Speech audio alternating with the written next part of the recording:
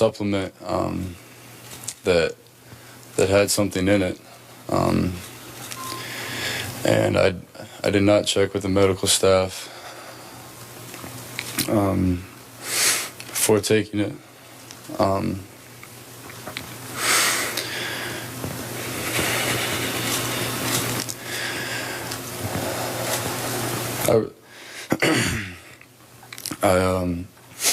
I really hope that that people can learn from this, learn from my mistake, and I'm really sorry to everyone. I'm just really sorry. That was Florida starting quarterback Will Grier suspended for 1 year after testing positive for a performance-enhancing drug. And as you just heard, he said he took an over-the-counter supplement. Skip, what's your reaction to that apology? Stephen A., my reaction is I have a problem with it. And I realize Will Grier is a young man. He's a student athlete. But let's be clear about this and honest about it. He's also part of the billion-dollar business, the highly publicized business that is college football. And if he's, as he says, I really hope that people can learn from this. If that's what you think, Will, then you need to come completely clean here. You need to give us details. You can't skirt this issue. You got to lay it on the line, because being as vague as you were in your explanation, in my mind, just creates more doubt. He did say, as Molly points out, that he took an over-the-counter supplement that had something in it. Some news outlets reported that something was this. We reported here at ESPN that's not it. So I have no idea what it was. I don't know, Stephen A., but I would like to know. And I believe if Will Grier really wants us to learn from this, he should come clean with the details of, I went to GNC and bought this product which had this in it, or I went to Vitamin Shop and bought this product that had this in it, or I went to my neighborhood supplement store and I bought this product that they sell over the counter, and mistakenly I didn't clear it with my medical people at the University of Florida. It had this in it. Do you know how many times I've heard this explanation, which has often been an excuse? This is getting age-old now. I've heard it way back to Jim Miller when he was with the Chicago Bears back in the late 90s. It's becoming an age-old dodge in all of sports, and I consider this partially professional sports.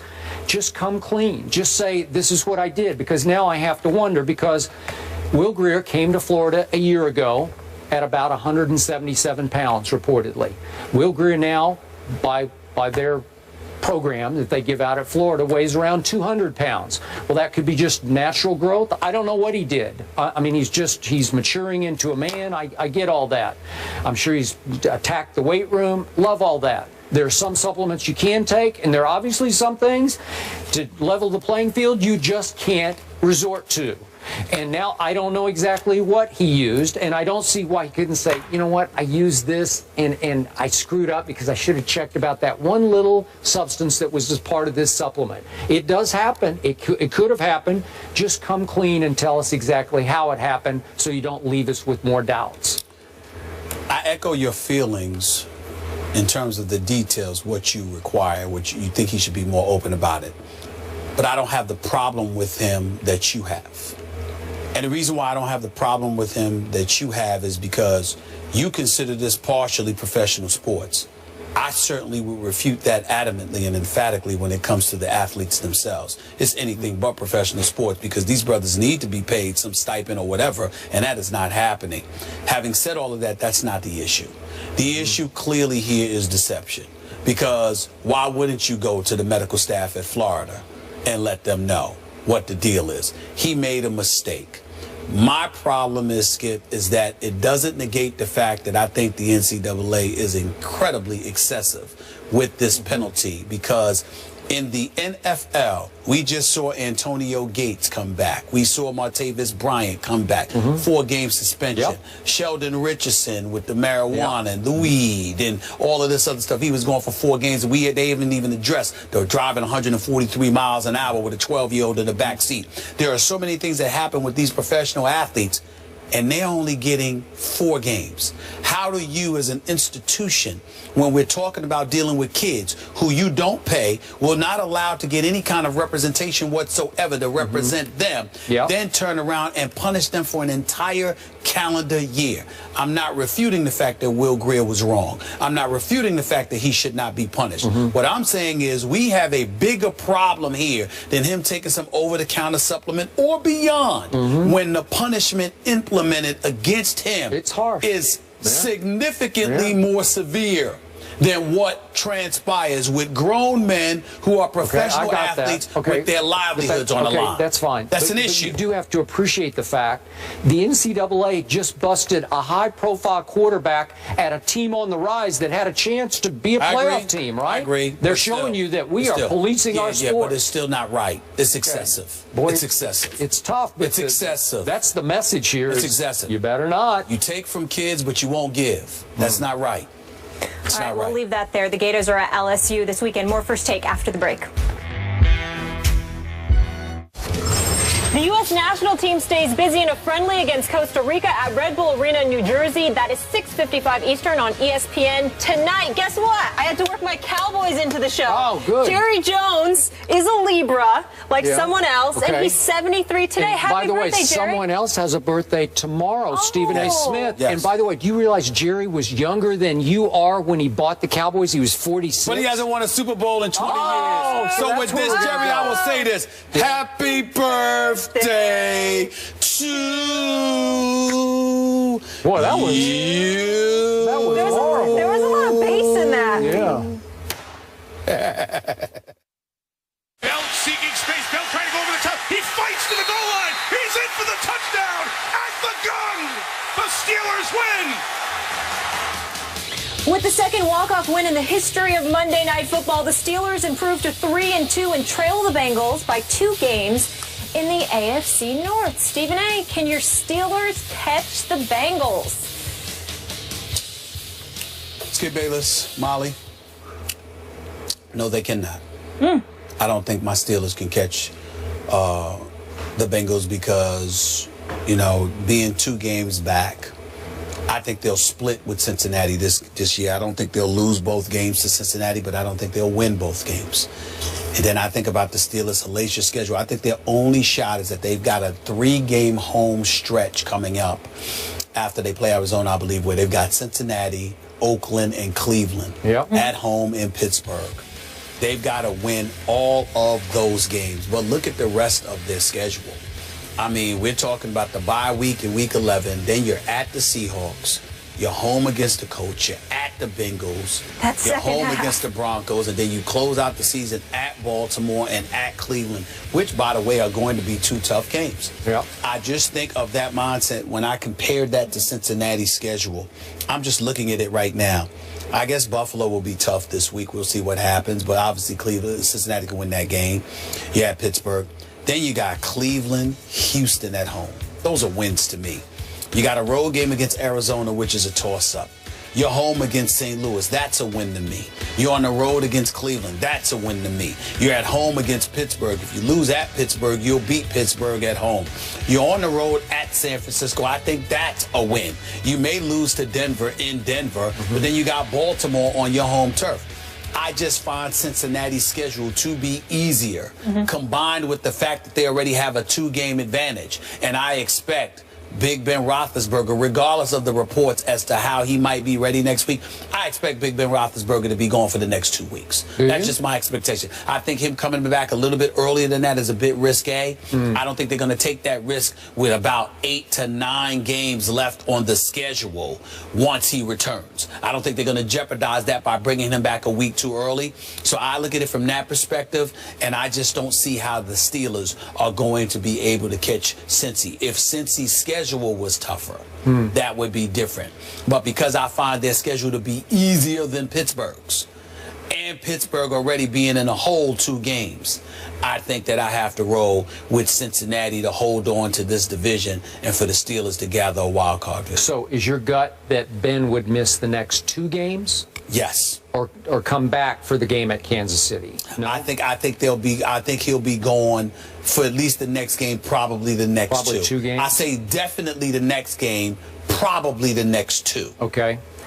If you're right about that, there is no way they're going to catch the Bengals. And this is no disrespect to Michael Vick, who had such a great close to that game last night, but I don't think they can teeter through the next two games with Michael Vick as the quarterback, because he's going to hit and miss and hit and miss.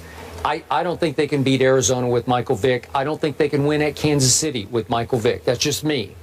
I do think Ben could win those games.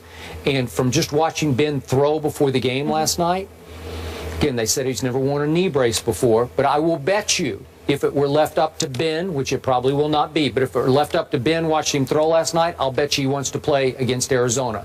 They're saying there's an outside chance he could play against Arizona. If he does, I think it would lift the whole team up to the point they could beat a very good Arizona team. It's his left leg injured, is it not?